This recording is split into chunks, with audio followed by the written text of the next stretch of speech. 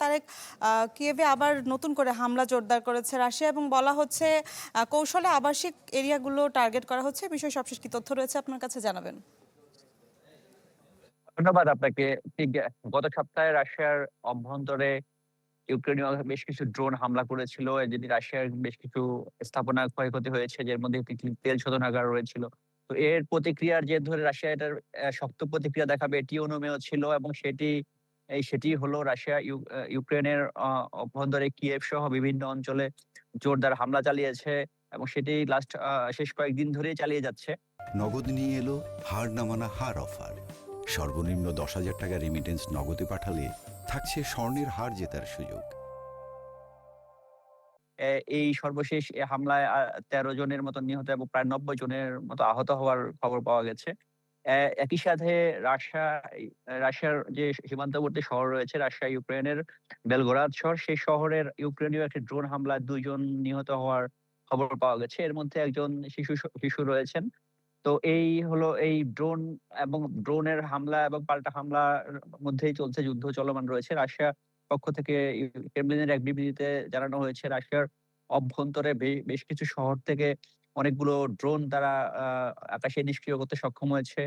তো আরেকটি বিষয় যেটি হচ্ছে, গত সপ্তাহের শেষের দিকে রাশিয়ার যে কয়েকটি শহরে তেল শোধনাগারে হামলা চালাতে সক্ষম হয় ইউক্রেন এবং সেটির জের ধরে রাশিয়ার অনেক অঞ্চলে আ তেলের সংকট দেখা দিয়েছে এবং যেটি আসলে তেলের সংকট, তারা যেহেতু তেল রাশিয়ার অভ্যন্তরীণ সম্পদ, আ সেক্ষেত্রে তাদের তেল শোধনাগারগুলোতে হামলা চালানো হচ্ছে, তেল শোধনে বিলম্ব হচ্ছে এবং সেটির একটা প্রভাব জনজীবনে পড়ছে। সেই যে তেলের বিভিন্ন শহরের থেকে খবর পাওয়া গেছে যে তেলের জন্য মানুষের দীর্ঘ লাইন দেখা গিয়েছে। বিভিন্ন শহরে আ বিদ্যুৎ বিভ্রাট হচ্ছে। তার বাইরে হচ্ছে আর গ্যাসের সংকট রয়েছে কিছু অঞ্চলে। এটি মূলত এই রাশিয়ার অভ্যন্তরে ইউক্রেনে হামলার প্রভাবেই হয়েছে।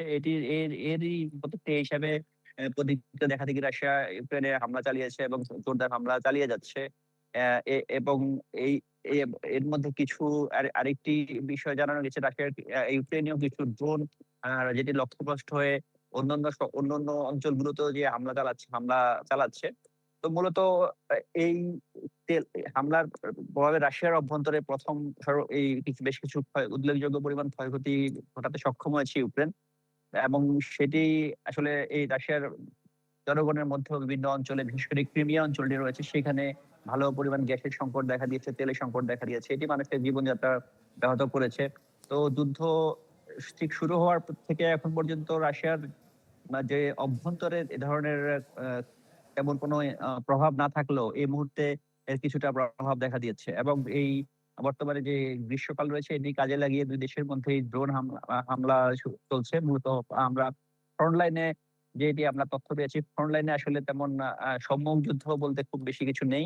মূলত যুদ্ধটি চলছে প্রযুক্তি নির্ভর ড্রোন এবং ক্ষেপণাস্ত্র হামলার মধ্যে। তো রাশিয়া গতকালকে যে হামলাটি চালিয়েছে, এর মধ্যে অ্যা ইউক্রেনের পক্ষ থেকে বলা হয়েছে যে ব্যালিস্টিক মিসাইল ব্যবহার করা হয়েছে এবং সেই সাথে আ আ স্বল্প পাল্লার ক্ষেপণাস্ত্র এবং ড্রোন ব্যবহার করে হামলাটি চালানো হয়েছে, যেটি তীব্র ক্ষয়ক্ষতি হয়েছে ইউক্রেনীয় অঞ্চলে।